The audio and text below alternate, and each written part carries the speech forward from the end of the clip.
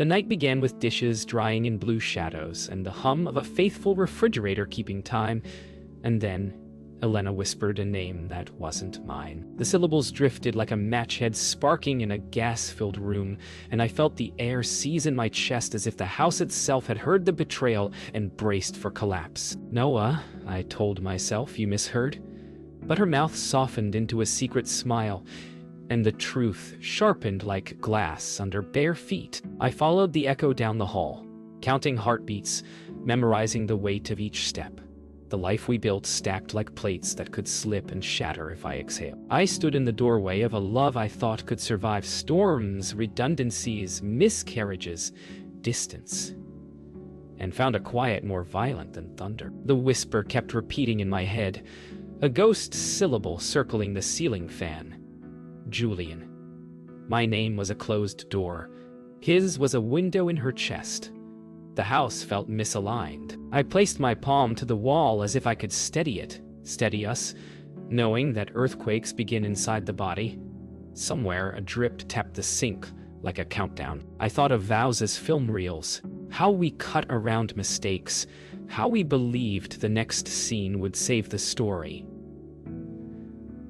But the projector had burned a hole through the frame, and light shot through where our future should have been. I stepped into the room, and the world narrowed to Elena's eyes, wide and unafraid. The first tremor passed through me, and everything that had been background became foreground. Final cut. We spent mornings like diplomats, sifting through schedules and toast crumbs, negotiating small kindnesses as if they were treaties. Elena stirred her coffee the way she always did, 3 slow circles clockwise, while I measured the way silence inflated between us. I asked about her sleep.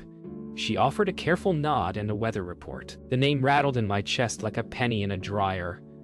I pictured Julian as an outline with a pulse, someone who knew how to make her laugh without asking permission. The sunlight felt suspect, too bright for the lies it touched. I wanted to rewind to the last time we were simple and found only jump cuts. When she reached across the table to straighten my crooked napkin, I almost cried from the domestic mercy. I told myself to breathe, to hold the frame steady, to wait for a cue that would not come. Final cut. On the drive to work, the radio kept slipping between stations, as if the airwaves refused to commit. I watched traffic stitch red beads across the highway and wondered how long a heart could host a stranger before it changed the locks. Elena messaged me a grocery list with a heart emoji we'd reduced to punctuation. I typed back a promise to pick up herbs and erased the part where I asked who he was. Love, I remembered, was a verb. Ours had become a calendar entry. Still, there was a stubborn part of me that believed in repairs, that we were a house everyone else had moved out of but light kept visiting. I gripped the wheel until my palms hurt and decided to ask that night. I rehearsed the question aloud, and hearing my own voice made it more real. Final cut. Evening fell like a soft curtain. I cooked pasta with too much salt, the way I do when my thoughts wander. Elena opened wine and leaned against the counter as if distance were casual, as if we were both comfortable in this kitchen built to keep us close. The first question lodged behind my teeth, then slid out with my breath. I asked who Julian was. The name looked wrong in my mouth. She flinched, not in fear, but in recognition, and set the bottle down carefully, like handing off a newborn truth. She said it wasn't what I thought, which is the preface to everything you think. The room narrowed to the sound of water boiling and the whistle of something I didn't know I'd lost.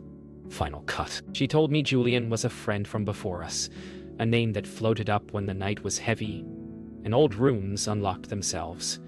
She said it meant nothing, but meanings are stubborn. They insist. I thought about how memory edits for survival, not honesty, and how sometimes the past returns with better lighting.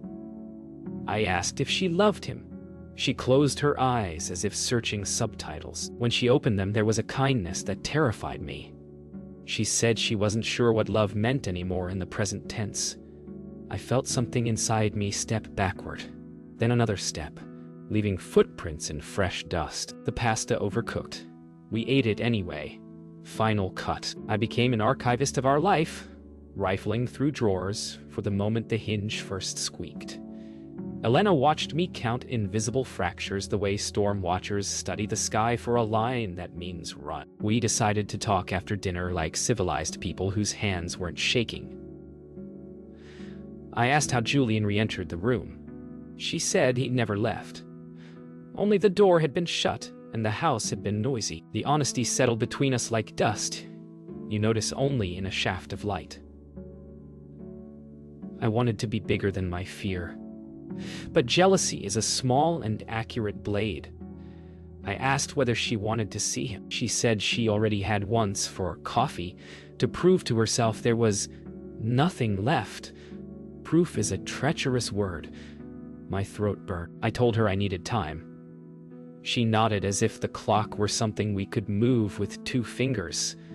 Final cut. At work, I became efficient, a machine that turned requests into confirmations, but every completed task flared a question mark. I typed an email and imagined Julian reading Elena's texts, imagined him knowing the smell of her shampoo, imagined nothing, and still hurt. I stepped outside for air that didn't help and called my brother, who had weathered his own collapse. Ben told me grief was not a verdict but a climate. You live in it until the season turns. He asked if I trusted Elena. I said yes and no, and sometimes. He said the next step was ours, not Julian's.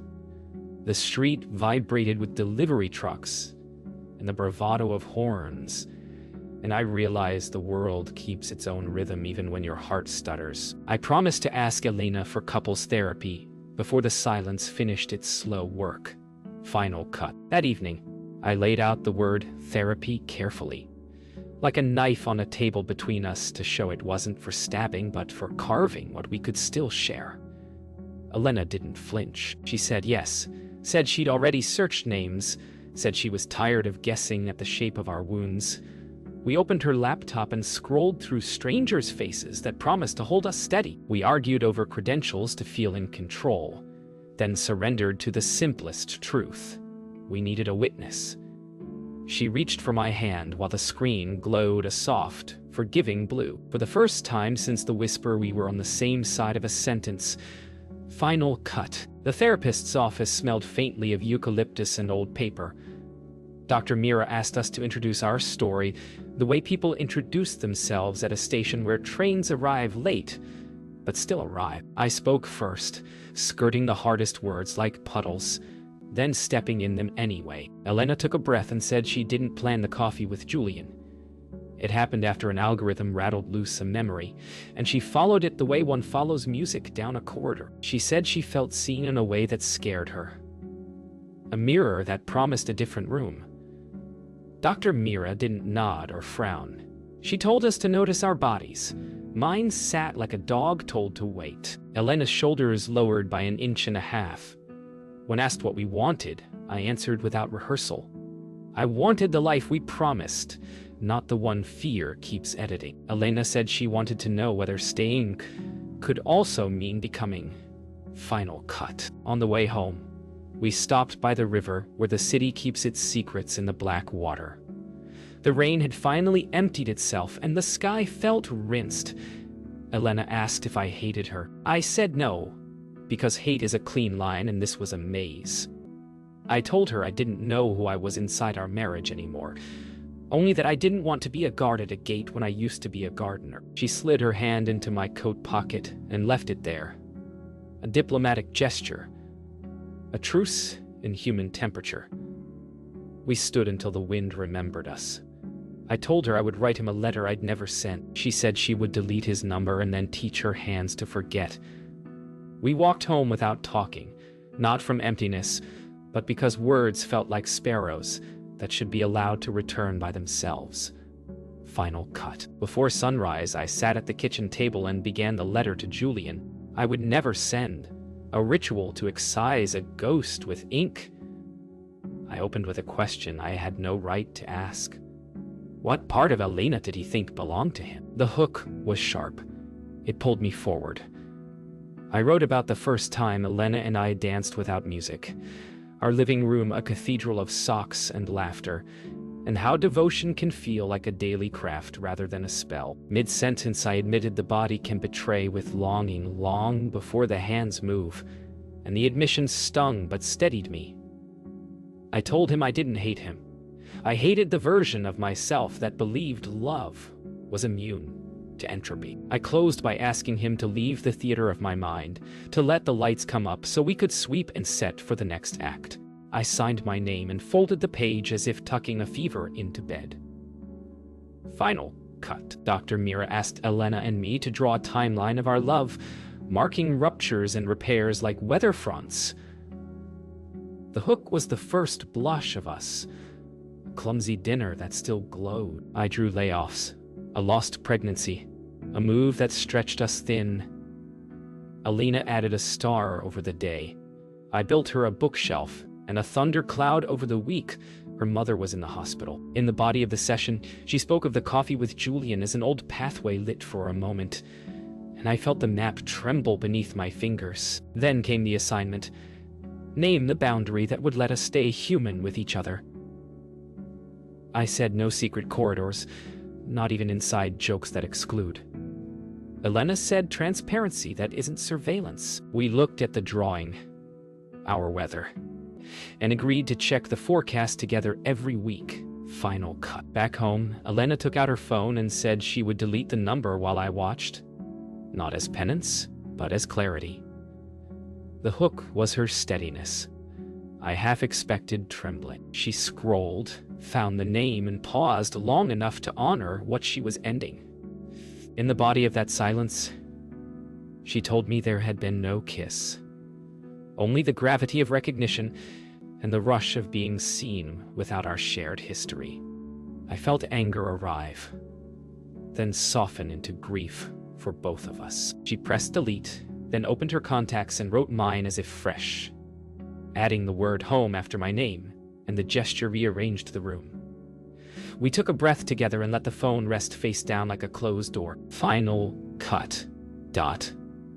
Fate, disrespectful of plans, put Julian in my path at a neighborhood cafe where I stopped for bread. The hook was the jolt of seeing a stranger who knew the shape of my marriage from a different angle. He looked up from a paperback and recognized me without surprise. The way you recognize yourself in a mirror, tilted wrong. I introduced myself by name. He did the same, and the conversation began like a knife we both agreed to sheath. In the body of it, I told him I wasn't there to assign villainy, only to move the furniture inside my chest back where it belonged. He said he understood, and that he had no intention of entering our house again. I asked for one thing. If nostalgia called, let it go to voicemail. He nodded and thanked me for being honest in a moment that could have turned cruel. We shook hands, not as friends, but as men stepping out of a storm and closing the door behind them. Final cut. That night I told Elena about the cafe, and the hook was the way her eyes didn't flinch, only widened to hold the news. I said I hadn't gone looking. I had chosen kindness because rage felt like a rehearsal for a play I didn't want to star in. In the body of our talk, we walked through the house naming small things that had been waiting.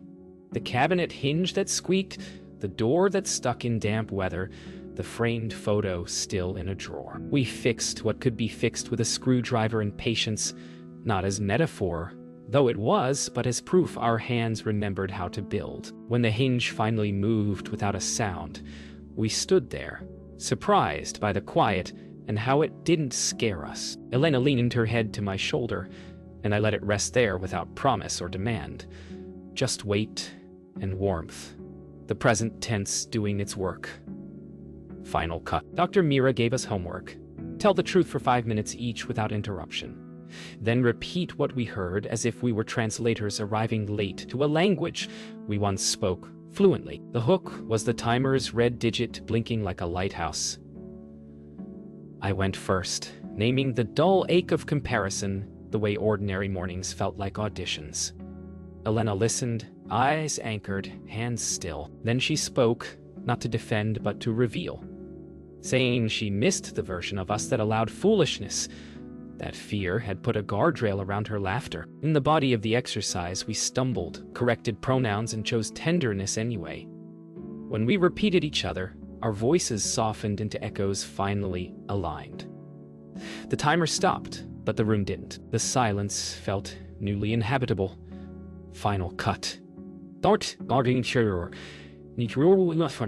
We tested ourselves in public like divers, checking lungs above water.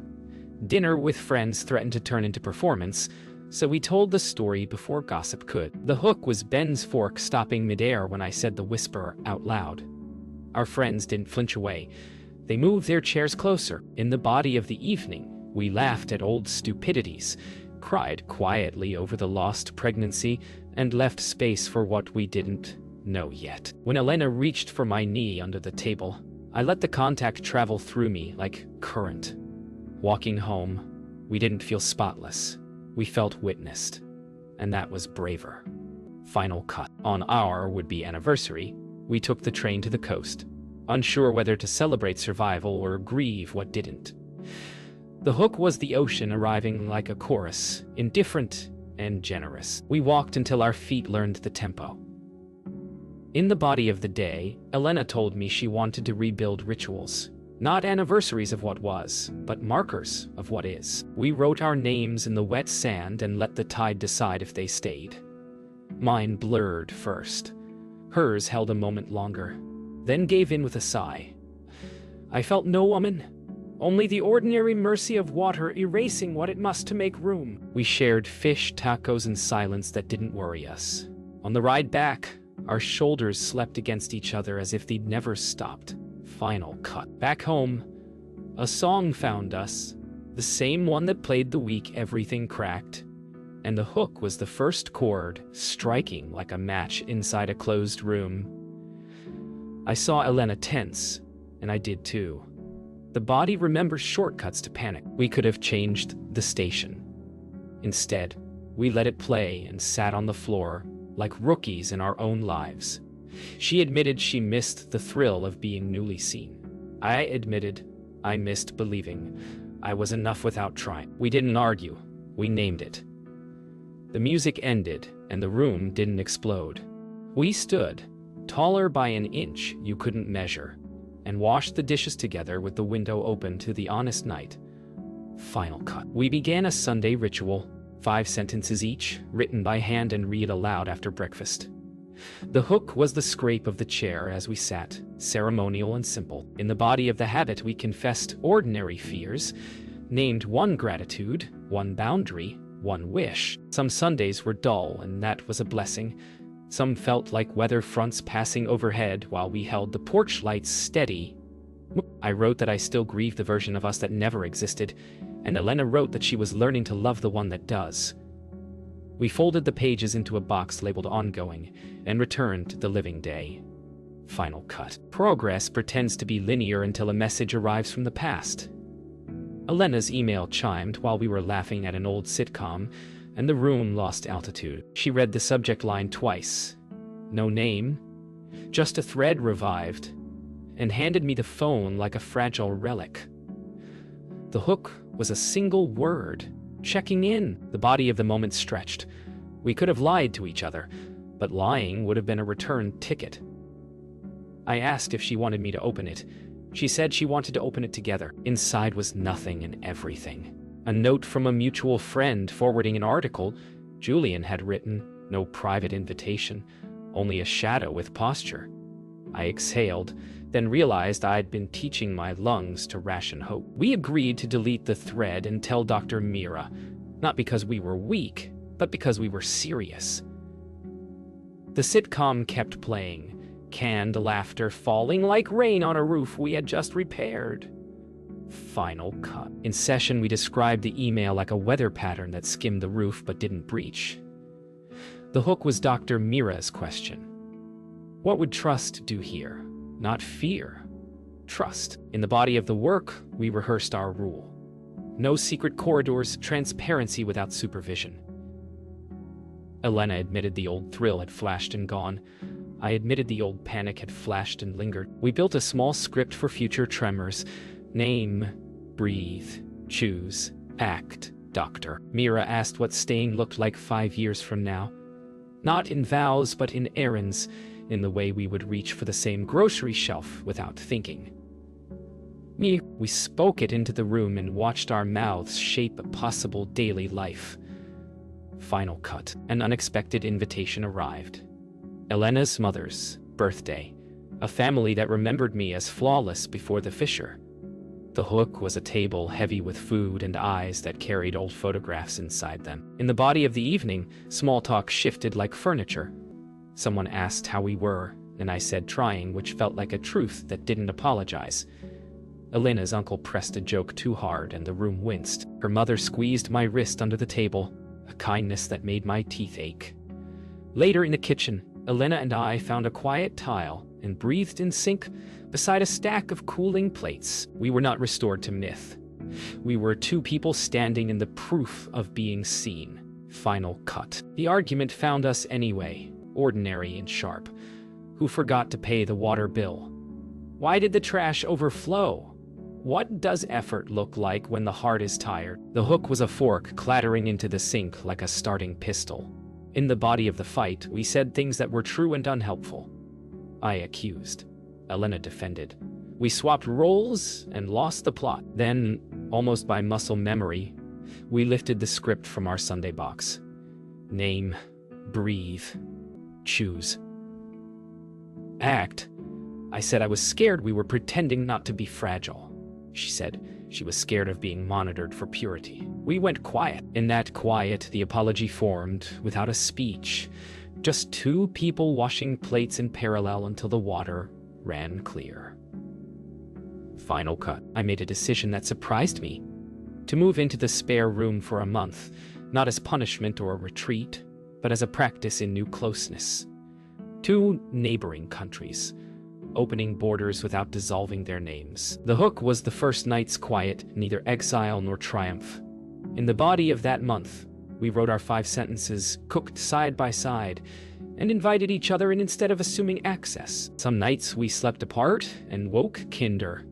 Some nights we crossed the hallway like travelers with valid passports. On the last evening, I carried the spare room lamp back into our bedroom, and Elena laughed at the soft ridiculousness of relocation. We stood in the doorway of the life we were composing, not a return to what was, but an overture to what could hold us. Final cut. Dr. Mira set an empty chair between us and called it the place for the voice that complicates love. The hook was the chair's silence, loud as a verdict. I spoke to it first, telling jealousy it could visit but not rearrange the furniture. Elena spoke next, asking hunger for novelty to stop pretending to be destiny. In the body of the exercise, we traded lines with the absence like actors who finally dropped the need to be beloved. Dr. Mira asked what we would give up to keep what we wanted. I said the temptation to tally. Elena said the right to be misunderstood on purpose. The chair remained a chair, which felt like triumph. We left with a simple promise. When the old voices knock, we answer together. Final cut. We took flowers to the hospital garden we had avoided since the night the crib stayed a blueprint. The hook was the sign that read "Quiet, please," as if the plants knew more than we did. Elena traced the curve of a stone bench while I placed the bouquet and said the name we never printed on a certificate. In the body of our grief, we didn't fix or promise. We sat until memory felt like weather instead of fate. A nurse passed and nodded the way strangers bow to sacred ground. When we stood, our knees ached, and that felt honest. We walked out lighter by an ounce you couldn't weigh. Final cut. On a dare from our better selves, we signed up for a beginner's dance class, where mirrors tell the truth politely. The hook was the instructor's clap snapping us into counts we didn't yet own. We stepped on each other and grinned, bodies remembering they could be foolish without breaking. In the body of the hour, Elena led once, and I followed, and the world didn't end. Then I led, and she floated back to me with a look that asked nothing but presence. The music slid into a slower track, and we moved like a sentence that finally found its verb. We applauded for strangers and meant it. Outside, the night felt bigger in a good way. Final cut. A storm lifted the city's power, as if to test whether our home could glow without wires. The hook was the sudden dark, followed by our scramble for candles and the old camping lantern. In the body of the blackout, we read from the Sunday box by candlelight, taking turns with sentences that once trembled and now simply stood. Rain bullied the windows, and we let it. Elena asked what I still feared. I said being chosen out of duty instead of desire. I asked what she still missed. She said the illusion that newness equals aliveness. We poured tea, listened to the stove tick as it cooled, and felt the house settle around us like a steady rib cage. The lights returned, smaller than our quiet. Final cut. We took our rings off for one day by agreement, a ritual to ask, not assume, what they meant now. The hook was the indent pale as a scar where metal had lived. We wore the day like a question, went about errands as unmarried neighbors who shared a grocery list and a history. In the body of the experiment, I noticed the way cashiers saw us without shorthand. Elena noticed the way her hand felt light and lonely. At dusk, we met at a small jeweler who melted two thin bands of gold into one setting with space enough for air to pass. We slid them back on, not as a return, but as a decision present tense. The metal warmed quickly, so did our hands. Final cut. The morning began like a held note. No crisis, no siren, just the quiet triumph of an ordinary day that had learned to carry weight. The hook was the kettle's first whistle, a small fanfare. We moved around the kitchen like partners who had rehearsed without needing to impress the audience. I sliced fruit. Elena tuned the radio to the station that used to scare us. In the body of the moment, we didn't narrate trust. We poured it, drank it, let it warm the places cold seasons had claimed. She told me she'd booked our last session with Dr. Mira for Friday. I told her I'd made reservations at the tiny restaurant we kept saving for later. Later had arrived, not as fireworks, but as a door that finally opened with a push we both gave. We ate toast, standing up, and laughed with crumbs on our lips. Final cut. Graduation day in a room with no caps, just chairs that had learned our outlines. The hook was the empty chair we didn't need anymore. Dr. Mira asked what we were taking with us, and the answer arrived in simple nouns. Pause, breath, choice, repair. In the body of goodbye, we named the monsters politely, and left them seated, paid for the hour, and gathered our Sunday box like a family heirloom. Elena thanked the room out loud and didn't sound foolish. I said I'd learned love isn't a guarantee against weather, only good carpentry. Dr. Mira smiled the way people do when the scene has earned its fade. We stepped into the hallway lighter than the coats on our arms. Final cut. We invited a few people over and let our house prove it could hold laughter without breaking. The hook was the doorbell, bright as a symbol. Then brought bread. Priya brought a story that climbed the walls and sat happily on the ceiling. In the body of the evening, Elena and I orbited and returned, checking in with a touch to the wrist, a refill of water, the choreography of care. No one mentioned whispers. Everyone mentioned the pasta being perfectly salted. I looked up and saw our home in wide shot. The plants, the lamp, the photo we finally framed. When the last glass clinked, I felt the camera move in for a close-up on something simple. Her hand finding mine beneath the table, not as rescue, just as habit. Final cut. Later, we stood in our bedroom doorway the way people stand at a gallery, considering the peace they now live inside. The hook was the lamp I'd carried down the hall weeks ago, its glow steady as a heartbeat. We didn't make vows. We wrote a recipe on an index card and taped it to the back of the closet door. 5 sentences on Sunday. Tell the truth for 5 minutes. Kiss before sleep, even if tired. Name the fear without apologizing for it. Choose again in the morning. In the body of the quiet, Elena asked if I wanted music. I said yes, and the old song returned transformed. Not an alarm, but a score. We danced without mirrors, small and unbrilliant, perfectly ours. I felt the floor accept our weight. Final cut. On a clear evening by the river that had memorized our shadows, we planted a small tree in the community strip of soil where anyone could water it. The hook was the sapling's tremble, brave and ridiculous. In the body of the moment, we gave it our shared name, not as ownership, but as responsibility, and promised to check it after storms. I said I didn't believe love survives everything. I believed it survives enough if we feed it light and repair. Elena pressed damp soil with her palms and smiled like a person who had chosen her life twice. We stood back as the water sank, the future rootless and rooted at once. We walked home, empty-handed and more complete. Final cut.